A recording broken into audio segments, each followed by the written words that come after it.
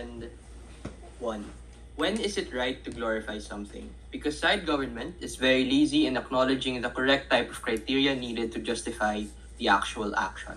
It is right to glorify something when it is A, something that's hard to do and not a lot of people want to do it, but B, something that is genuinely noble that needs to be emphasized.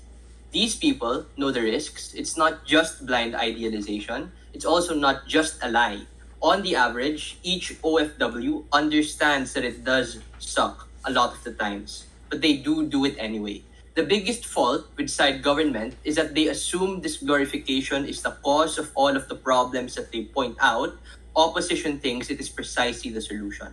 A lot of responses towards government bench. One, Gov's main impact to her, or PM's main impact to her arguments is that it puts a lot more people in danger because OFWs just have a lot more dangerous work and dangerous experiences. I think Joseph did a very convincing job of flipping this argument, which by the way, Deputy did not respond to, so consider that argument probably still flipped. But to emphasize, right, all of the current support structures and benefits that exist right now don't accrue on their side of the house. It is better on our side when we glorify them because every injustice that happens allows the public and our government to better protect them. This looks like the government providing better safety net structures for OFWs through all of the government institutions that Joseph mentioned in his speech. It allows them voting access and to establish a lot more stronger connections within major embassies in countries that have a surplus of OFWs. This is why OFWs now have a premium in our country as heroes towards the economy. So absent any of this, it is precisely the time where all of the problems don't get solved. Because if you don't have a premium to the heroics of their choices, then you forget about them. You don't get to hear about all of the injustices. The biggest harm that they accuse us of is exactly the world that they live in absent this glorification. So I hope the impact is clear that on their world, less support, less prioritization, more people being harmed, and nothing being done about it. Next, absent going abroad and absent glorification, they will likely get stuck here and their life will be worse. This is because unemployment just last period rose from 3.9 to 4.2%.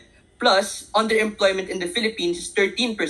For the reasons that Joseph said, that we don't have enough opportunities and jobs here. If they stay, and if we do not glorify this particular sacrifice and support them to dream big and reach further, their life would be on average much worse. Next, third, uniquely because of the glorification, you push them to get opportunities abroad. This gives them access to earning a wage in a stronger and foreign denominated currency as opposed to the weak peso, on average higher pay, and access to a better network and opportunity. You do not get that on Gov's counterfactual if they are here to stay.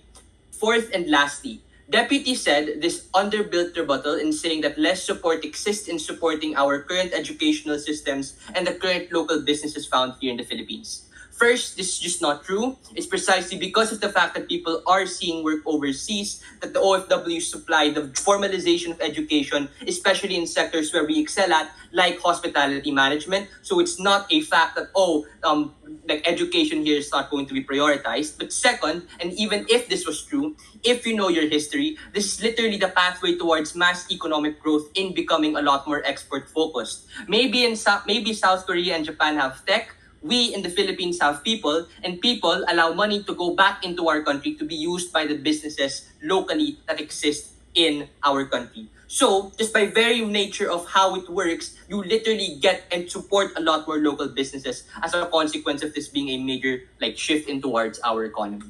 Extension, looking at them as individual people, why is it more important when they feel that they are heroes and their family is able to deal with that fact?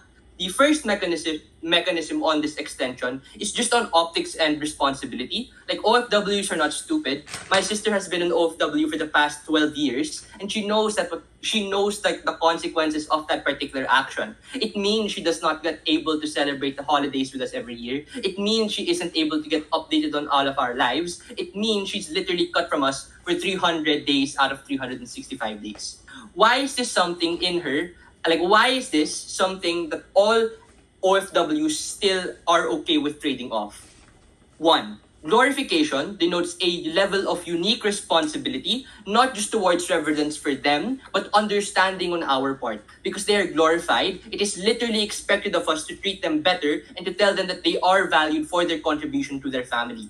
Shitting on them and focusing on the negative reality that they experience is not only something that is inexclusive and not likely to change in this debate. It literally makes them a lot more sad, a lot more lonely, and a lot more uncertain about wanting to pursue these jobs for their family. Second, glorification allows them to survive and give them confidence about being a legitimate help and actor for the state.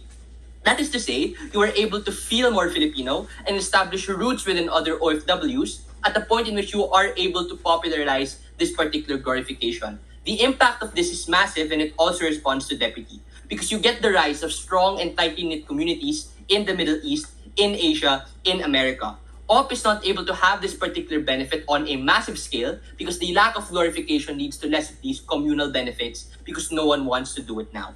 The second mech is just on the pragmatic benefits that those people are able to accrue. Note that this is something that Joseph heavily touched on in his speech, and I want to really emphasize this because government loses a significant part of the justification for all of the pragmatic benefits that the Philippines currently does for OFWs. This includes, and is not limited to, having OFW lounges and privileges exclusive to these people, having strong Pinoy communities outside of the country that they can rely on, having more people interested in it given that it is seen as a profitable avenue towards social mobility.